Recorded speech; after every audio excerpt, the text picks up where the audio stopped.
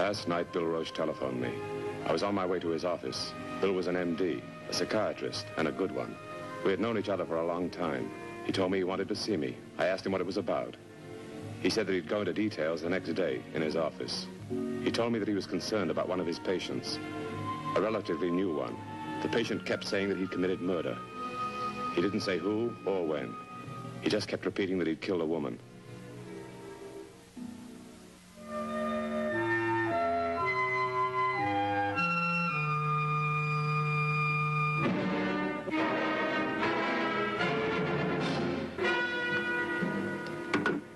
If I tell the police, Mike, you know what'll happen. Sure. I thought maybe you could talk to him. Then, if there's anything to it, find out privately. Suppose he is telling the truth, that he did murder. What then? Oh, I don't know. I guess, well, turn him in. I'll tell you, there are two diagnostic possibilities with this man. Oh, incidentally, his name's Ted Hopkins. One of the possibilities is dementia precox, schizophrenia, which has an extremely serious prognosis. The other we call a psychopathic personality, which can indicate a mild mental abnormality. Would that mean murder?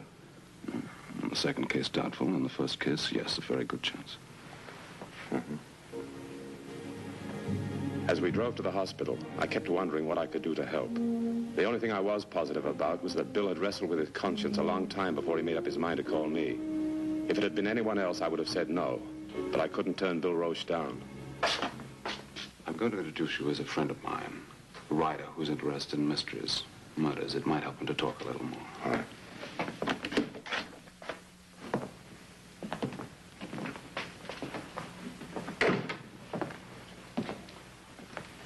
Ted. Ted, are you awake?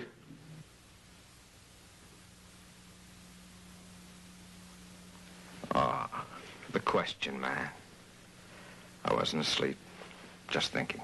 What do you want? I brought a friend of mine, Michael Lanyard. He's a writer. Well, bully for him. Hi. Blooming, you writer? Interested?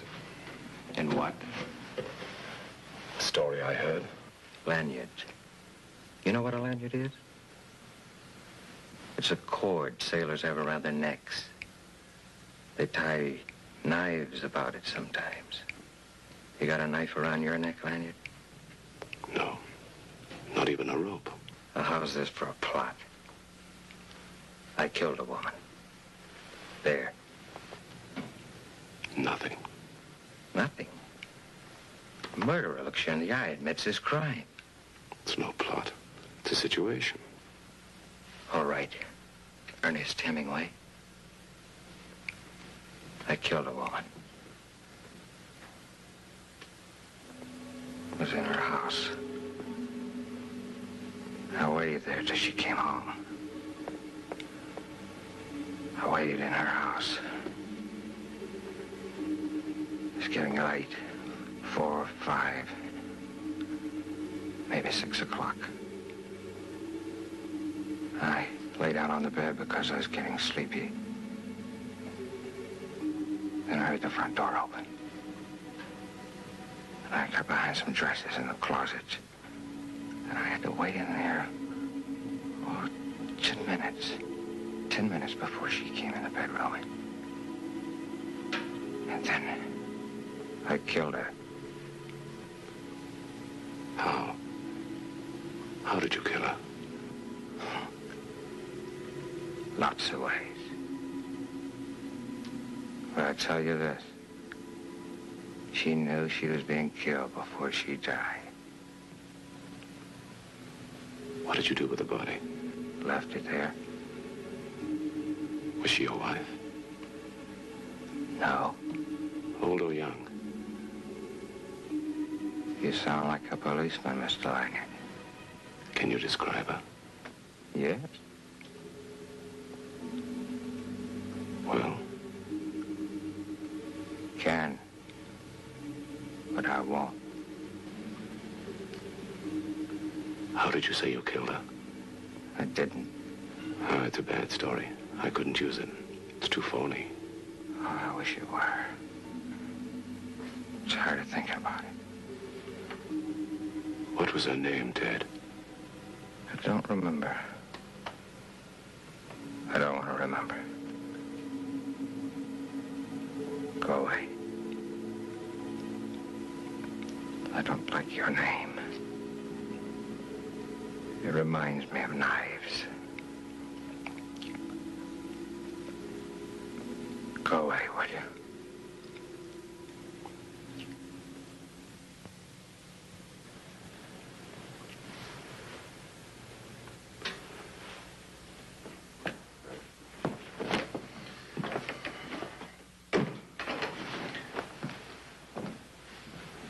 I don't know, Bill. It's a rough one. Well, I'm even more certain now he's telling the truth. At the end there, the way his mood changed, I don't believe he's talking fantasy. Why would he feel he wants to confess and then only go so far? Fear, possibly, a lot of reasons. What would happen if he's released from here and we don't follow it up?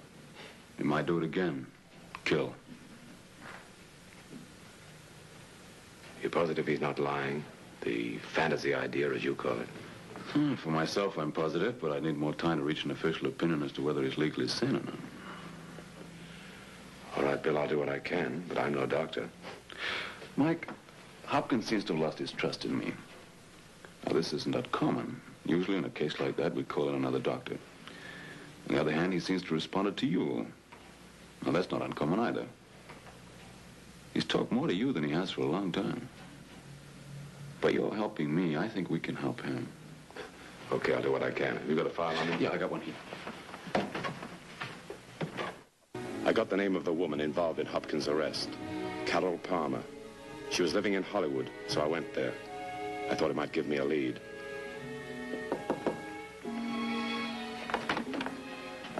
Miss Palmer. Yes? I'm Michael Lanyard. May I come in? Oh, I'm trying to get my hair dry. Somebody's calling for me at 7. I'm sorry. It's important, though. It's about Ted Hopkins. Come in. Thanks. Won't you sit down? Thank you. What about Ted, Mr. Lanyard? Well, that's really what I wanted to ask you. Are you a policeman? For the second time today, no. Why?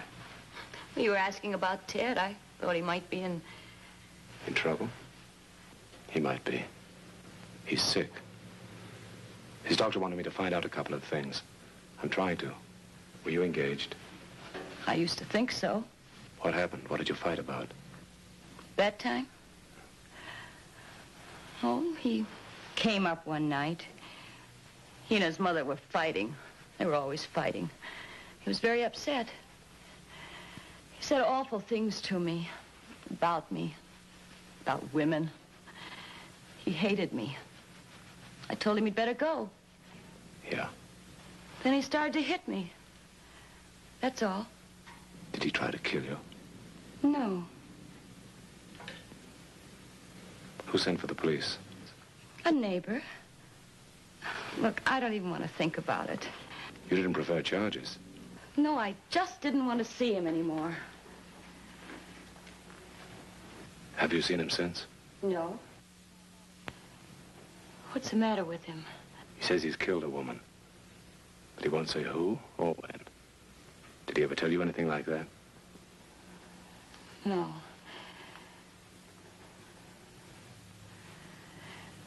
If he's in trouble, I'm not going to say anything to hurt him. He's sick. Inside as well. If he did kill somebody, we have to find out before they release him from the hospital. I loved him. I suppose I still love him, but I'm afraid of him. Did you ever love someone and yet not like them because you were afraid of them? That's the way it was with him. You see this? This was my accident. He did that. He did it that night. Slowly and laughing. He broke my finger because he didn't want me to play the violin. I used to play, you know. Now I just listen. What did you ask me?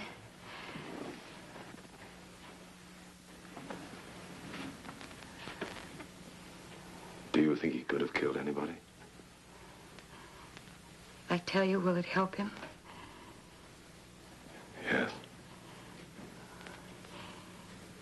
He did say something once. He was angry, hurt. But he said it that once. He said he killed someone, and he wished he could do it again. It wasn't so easy finding Hopkins' mother. I went to the last address noted in the file, which was 6 years earlier. The owner couldn't give me any information. The directories didn't show anything either. There were plenty of Anna Hopkins, but not the one I was looking for. The next day, Bill and I tried to get it out of Hopkins. He wouldn't even admit to having a mother. Didn't want to talk about it or anything else.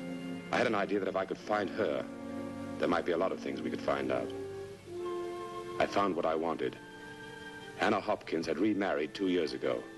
Her name was Anna Folsom now. I found Mrs. Folsom. She was a high-priced fashion designer. She was busy sketching. She didn't want to see me.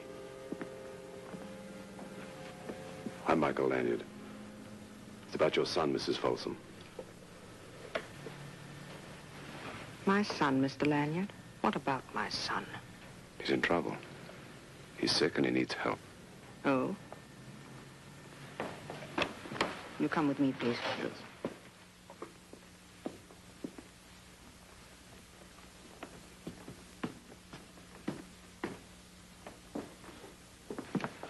Can you tell me something about him? I don't see any reason why I should discuss Theodore with a complete stranger. Look, Mrs. Folsom, your son says he's committed a murder. His doctor and I are trying to get to the bottom of it before the police find out. He did it once.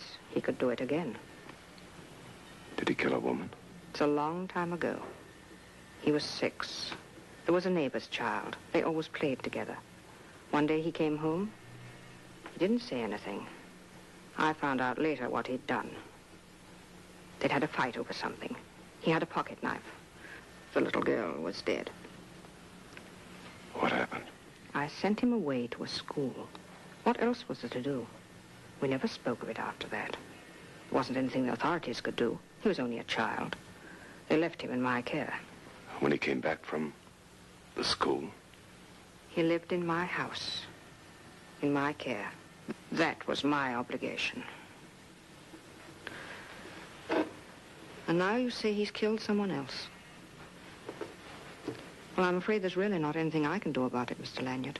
Would you like to see him? He's in the county hospital. What would be the point? It would be embarrassing for us both. We don't like each other. I have my husband, my work here. For the first time in my life, I'm reasonably happy. I can almost forget I ever had Theodore. It's better that way. I'm not interested. Both women were saying the same thing, Bill. But not in the same way. That mother's about the coldest human being I've ever run across, and I've seen some strange ones. Well, at least you cleared up part of it. Maybe all of it. Suppose the woman he says he killed was the little girl, and he's had the guilt of it ever since. I thought of that when you told me. What happens if he kills someone else after the child? Well, we have no proof. If he's released from here and it happens again, well, that's a big responsibility, Mike. And unfortunately, it's mine. Yeah, I know. There's one alternative. Tell the police. Wait a minute.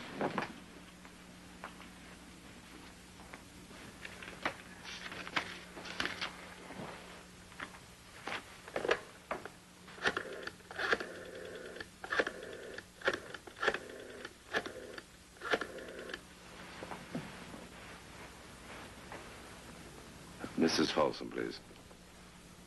Yeah, I'll wait. What's the little girl's name? That's what I'm going to find out. You told us you killed a woman, didn't you, Ted?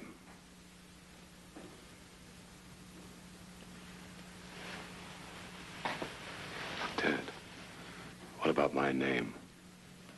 Lanyard. It reminds you of knives, doesn't it? A lanyard for a knife around the neck? Maybe there's something else about a knife. Take it easy. We're trying to help you. You think you can remember the name of the woman you killed? Shall I tell you? It was Emily. Emily Barnhart. I killed her. I killed her. I'm a murderer. I kill everybody.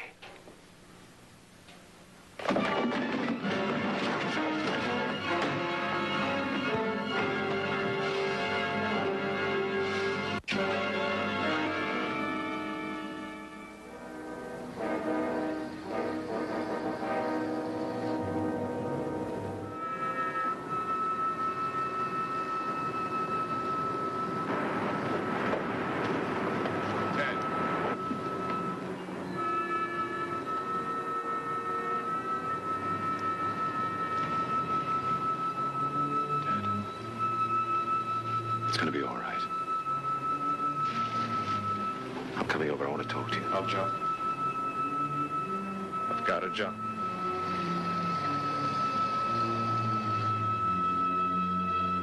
Listen to me, Ted. You don't have to jump. You're safe now. Dr. Roche, all of us, we want to take care of you. I saw Carol today, Ted. Carol Palmer. She's still in love with you. You're gonna get well. I know what you're doing. Don't come any closer. I give you my word, Ted. I won't try any tricks. I'll get some cigarettes for you. I'll be right back.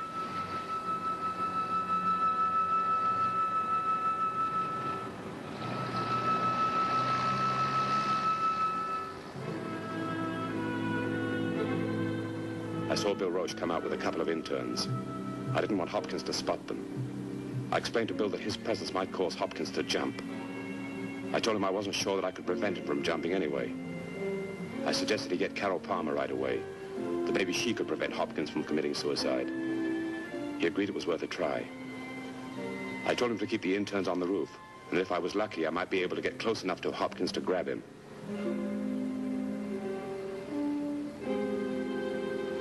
As I went back to the ledge, I knew I had to be lucky, because if Hopkins panicked, he'd carry us both down to the street below. Wasn't a pleasant thought. I want a cigarette, but I don't trust you. You're too smart. I told you, Ted. No tricks. There's nobody up here but me. When you reach for it, hang onto the railing. I don't want you to fall.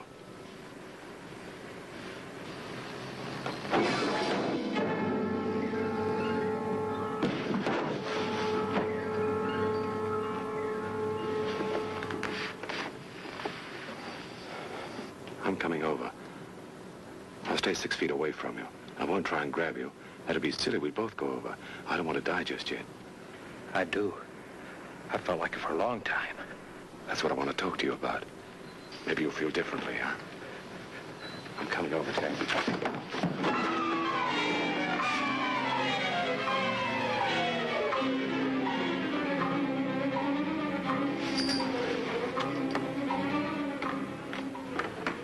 Listen to me, Ted.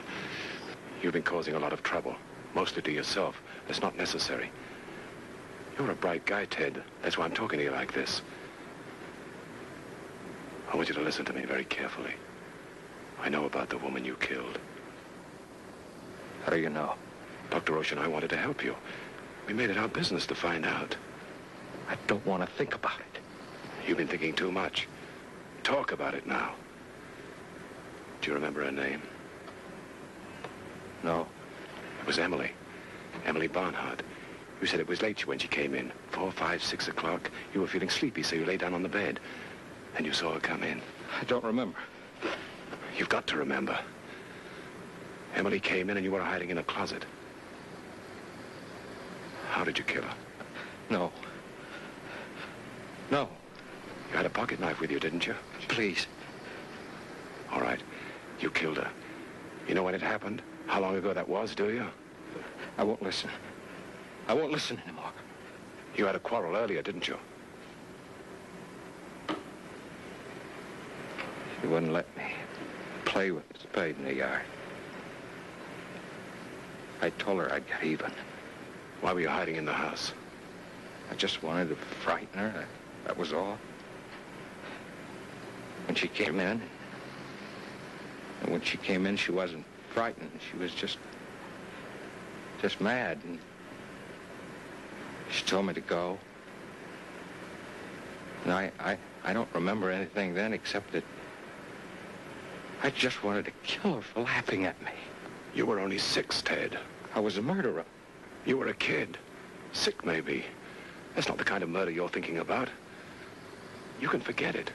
Dr. Roach can help you to. It's too late. It's too late. You've got no guts, Ted. I told you about Carol. She needs you. And all you can think about is making things easy for yourself. That's your trouble. Time for you to grow up, mister. You're not a baby anymore. I'm tired, Lanyard.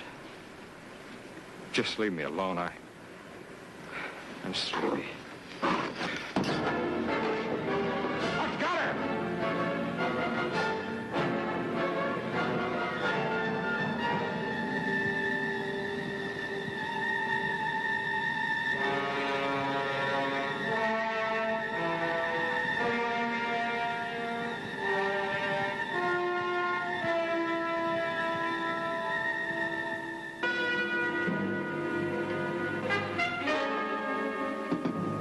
Shame somebody didn't do something about him long before this when he was a kid.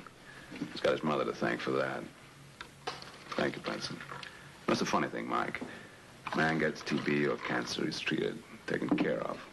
But a mental disease, whisper that, and that's nasty. Only thing people don't realize is that there's no difference between the two. They're both illnesses, nothing more. Is he gonna be all right? It's going to take time, but I think so. That Palmer girl's going to do a big part of it. She'll give him something to work for. Nice girl. Is she still in there with him? Yes, I figured it was the best therapy for the moment. Nice treatment. Mike, I'm going to take you out and buy you the best dinner in this town. If that's your prescription, Doctor, I'm a new patient. You know, I'd have had to have turned him over to the police if it had been anything else but what it was. Tough decision. I have no idea. Well, when Ted leaves here, I won't have to worry. Because he's not going to leave until I'm satisfied that this kind of thing can never happen to him again. He's got a lot to thank you for, Mike. And so have I. Your emotions are showing, Doctor. Let's go.